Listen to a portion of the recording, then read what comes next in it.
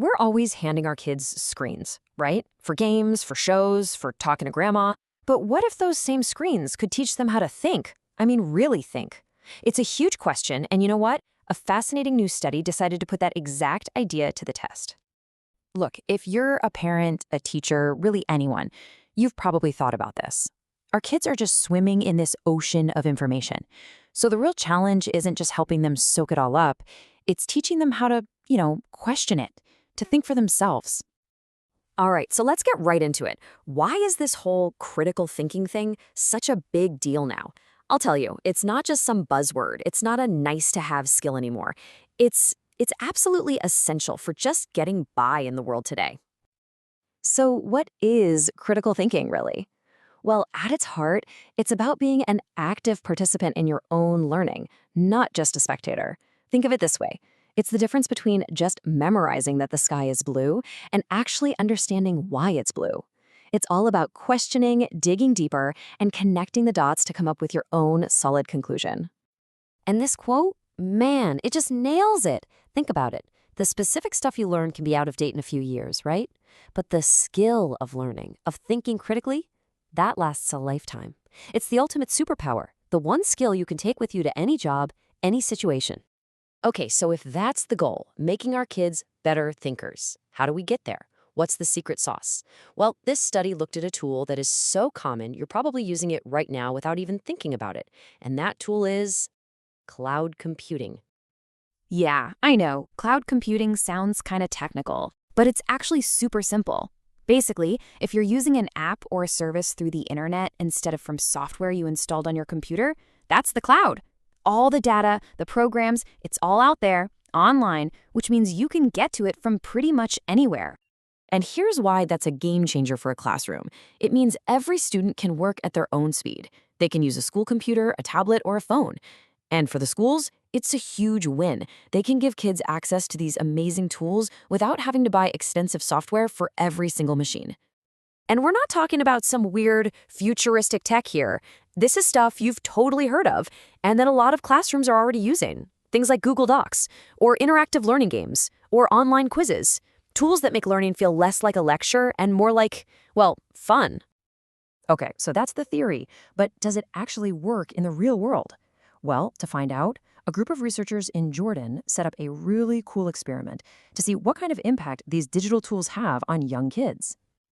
So get this, they took a group of 60 kids, all about 7 or 8 years old, and for a whole month, these kids were part of a special experiment. The researchers wanted to see what would happen if you just changed the way they were taught. The setup was pretty straightforward. They split the kids into 2 groups. One group, the experimental group, got to learn using all these cool cloud-based apps and tools. The other group, the control group, learned the exact same stuff but with traditional teaching methods, pen and paper textbooks. The only thing that was different was the how. So the big question is, did it actually make a difference? And this is where things get really interesting.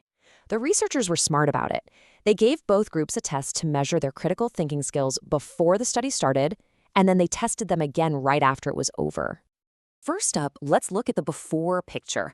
At the very beginning, both groups were basically neck and neck.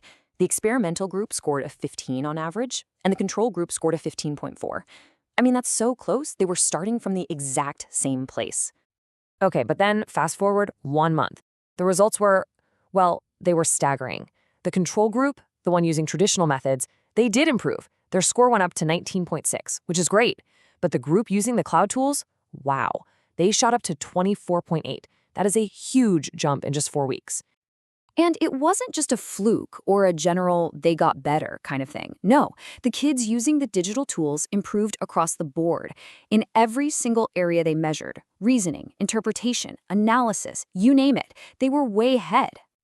So the results speak for themselves, right? But that leads to the million-dollar question. Why? Why did it work so well? What was the magic ingredient in these digital tools that made such a big difference? Well, the researchers pointed to a few things. For starters, the tools were just more engaging. We're talking videos, interactive stuff, things kids are already drawn to. It also let each student go at their own speed, which is huge. And maybe most importantly, it made learning feel like a game. It was fun. Plus, they got instant feedback, so they could see what they got wrong and learn from it right away. And this quote from the study itself just sums it all up perfectly. At the end of the day, instead of trying to fight kids' love for technology, this whole approach just leans right into it. It meets them where they're at, and it channels that screen time energy into something that actually makes learning more effective and a whole lot more fun. So when you look at results like this, it's pretty powerful stuff. It really makes you wonder, right? Is this what the future of early education looks like? Is this the key to helping our kids become the kind of sharp, curious, critical thinkers that our world so desperately needs? Now, all the information we've been talking about comes directly from a peer-reviewed study published in the International Journal of Data and Network Science. And the best part is it's open access, which means anyone, including you, can go read it and see the data for yourself.